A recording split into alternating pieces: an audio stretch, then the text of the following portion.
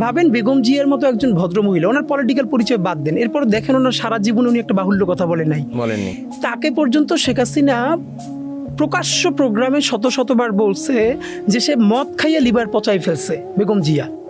আপনি পারলে আমারে বলেন তো ভাই, বাংলাদেশের এই যে আজকে এত সুশীল লোকজন, ফাইন থাকুক, একটা লোক কি প্রতিবাদ করেছে শেখ হাসিনার যে বেগম জিয়ার মতো একজন ভদ্র মহিলাকে কোনো ধরনের ডকুমেন্টেশন ছাড়া এই যে মদ খেয়ে লিভার পচাই ফেলতেছে এই কথা বলতে পারতেছে? এইটার কোনো প্রতিবাদ কেউ করছে? আরও 100 ঘটনা বাদ দিলাম, আমি সব থেকে ছোট ঘটনাটা বললাম। তো এরা যখন এই নিয়ে কথা বলে তখন তো আমরা বুঝতেই পারি যে এদের উদ্দেশ্যটা হলো এই নিয়ে আপনি হাসিনাকে গালি দিতে পারবেন না। তা হাসিনাকেও তো আমরা গালি বন্ধ করতে চাই দুইটা কারণে। একটা হলো সে যদি প্রথমত এই গণহত্যার দায় স্বীকার করে বাংলাদেশের আদালতের কাছে নিজেকে সমর্পণ করে এবং আল্লাহর কাছে ক্ষমা চায়। যদিও সে যত মানুষকে হত্যা করেছে, আল্লাহরও এটা নিয়ম, আপনি যদি আল্লাহর কোনো হুকুম লঙ্ঘন করেন, আপনি নামাজ পড়লেন না, রোজা রাখলেন না, জাকাত দিলেন না, যেই রাইটটা সরাসরি আল্লাহর সাথে সংশ্লিষ্ট, আল্লাহ চাইলে কারোকে জিজ্ঞেস না করে আপনার মাফ করে দিতে পারবে।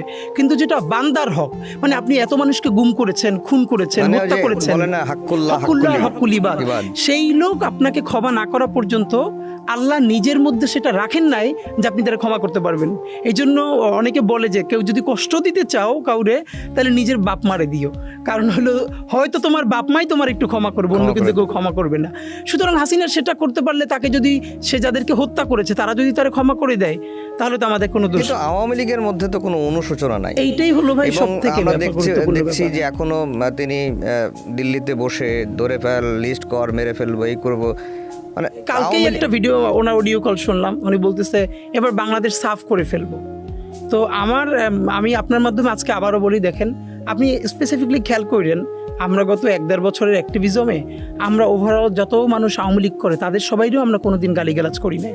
ইভেন আমি বলতে পারবো আমরা এত রাফ অ্যান্ড টাফ একটা জায়গা থেকেও আমরা সব থেকে বেশি কথা বলছি আওয়ামী লীগের বিরুদ্ধে, মিথ্যা মামলার বিরুদ্ধে। আওয়ামী লীগের নামে যত আমার এলাকায় বলেছি, আমার উপজেলা নলছিটি, সেখানে একজন কাউন্সিলর, সে 10 বছরও ঢাকায় আসে না, সে আওয়ামী লীগ করে, এটা তার একটা ব্যাপার, কিন্তু তার নামে যাত্রাবাড়ি থানা পুরানো মামলা দেওয়া হয়েছে। এখন এই যে মানে হচ্ছে কি, আপনি এরকম মিথ্যা মামলাগুলো দিয়ে একে তো হলো তাদের কাছ থেকে মামলা বাণিজ্য করে টাকা খাচ্ছেন, দ্বিতীয়ত আপনি এই মামলাগুলোর মেরিট নষ্ট করে দিচ্ছেন।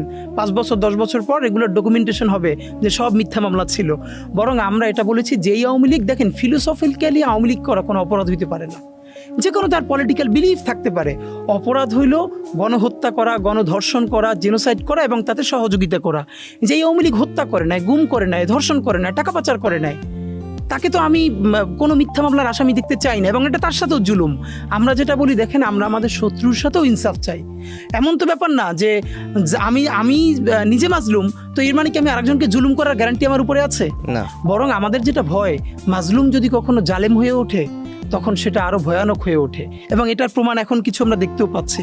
ধরেন যে সারা দেশে কত মিথ্যা মামলা হয়েছে না। এখন এই কালচারটা কেন হয়েছে? আওয়ামী লীগ কি করেছে?